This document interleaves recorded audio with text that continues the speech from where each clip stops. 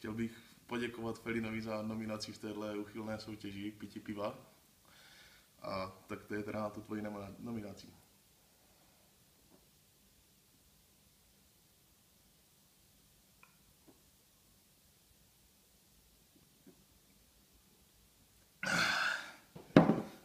Tak.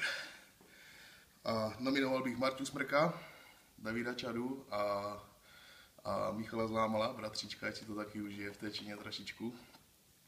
No a ještě mě přišla jedna nominace dneska od Hanči Pupikové, to je taky teda děkuju. A tady je to druhý nominační pivo.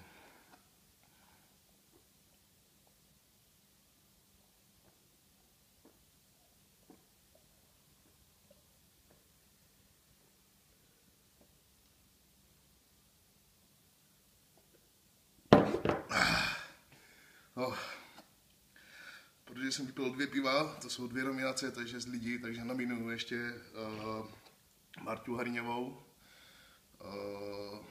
Simču Báčkovou a Jirku Tyla.